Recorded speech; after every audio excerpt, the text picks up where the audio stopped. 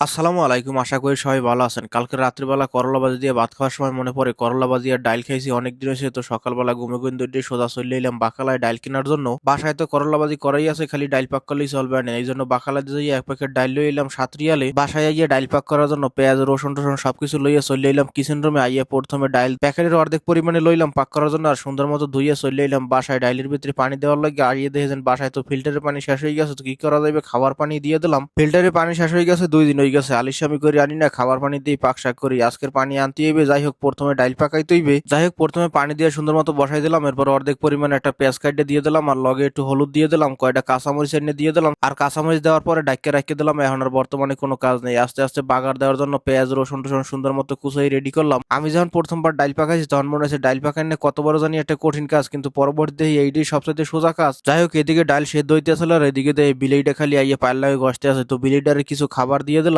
যাই হোক এরপর কিছুক্ষণ পর দেখি ডাইল সেদ্ধ হয়ে গেছে, হালকা একটু লাড়া দিলেই চলবে। তো ডাইল ঘুটুনিটা লইয়ে সুন্দর মতো একটু লাড়া দিয়ে দিলাম। এই জায়গার ডাইলের একটা সুবিধা আছে, বেশি গোটাও লাগে না আর বেশি সময় ভিজাইয়াও রাখা লাগে না, অল্পের ভিতরেই একদম গলিয়ে যায়। যাই হোক ওইদিকে ডাইল রেডি হয়ে গেছে, এখন খালি বাগার দেওয়ার কাজ বাহির হয়েছে। তো বাগার দেওয়ার জন্য পেঁয়াজ রসুন টসুন সুন্দর মতো প্রথমে ভাজি করলাম। এরপর কয়টা জিরা আর তেজপাতা দিয়ে আর একটু সময় ভাজি করে যখন দেখলাম রেডি হয়ে গেছে, ডাইলের ভিতরে দিয়ে দিলাম। সন করে একদম বাগার দেওয়া হয়ে গেছে। আর আমি যখনই ডাইল পাক করি, ডাইল পাক করার সবার শেষে যাইয়ে লবণ দেই, কারণ আগে দিলে বেশি হইতে পারে। যাই হোক লবণ দিয়ে চেক করার পর দেখি আমি যে এত সুন্দর ডাইল পাকাইতে পারি এত আমার আগে ধারণাই ছিল না। যাই হোক এরপর করলা ভাজি অর্ধেক পরিমাণ আসলে যা আসলে এগুলো সুন্দর মতো গরম করে রেখে দিলাম। এরপর কই বইয়ে থেকে এখন আর লাভ নাই, যাইয়ে তাড়াতাড়ি করে পানি এক বোতল লইয়াই আলিশামি করতে করতে কেনা পানিটাও শেষ করে দিতেছি। তাড়াতাড়ি বোতল লইয়া আর গাড়িটা লইয়ে চলে এলাম ফিল্টারের দ্বারে পানি নেওয়ার জন্য। 3 দিন দামাত বিকেল বেলা কই ডিউটি যাওয়ার সময় লইয়ে মনে, আর ডিউটি যাওয়ার সময় হইলে কই সকালবেলা যাই গাড়িতে করে লইয়ে মনে, এমনি করতে করতে 3 দিন কাটে দিয়েছি। যাই হোক পানি লইয়ে বাসায় হওয়ার পরে সুন্দর গোসল টোসল দিয়ে রেডি হইলাম, জুমার নামাজ পড়তে যাইতে হইবে। আর আমি গোসল টোসল দিয়ে আওয়ার পর দেখি যে বাসার ভিতরেও পানি শেষ হয়ে গেছে। এই জন্য উজু টুজু কোনো কিছুই করতে পারলাম না, এমনি রেডি হয়ে সোজা চলে এলাম মসজিদের দিকে। কপাল ভালো যেন পানি শেষ হওয়ার আগেই আমি গোসলটা দিয়ে রাখছিলাম, নাইলে এখন তো পড়ে দিতে মানে বেজালে। যাই হোক মসজিদের ভিতরে উজু করে নামাজ কালাম শেষ করলাম। এরপর চলে এলাম বাসায়। আইয়ে জামা কাপড়টা খুলেই সোজা বই ফেললাম খাওয়া দাওয়া করতে। পেটের ভিতরে প্রচুর খিদেও লাগিয়ে গেছে। ডাইল আর করলা ভাজি যেন কি লেভেলের একটা কম্বিনেশন, সেই স্বাদই লাগতে আসলে। যাই হোক ভাত খাওয়া তো শেষ করে হেলাইলাম, কিন্তু ডাইল আসলেই ভালো হয়েছিল, যার জন্য পরবর্তীতে আবার খালি ডাইল লইয়ে কত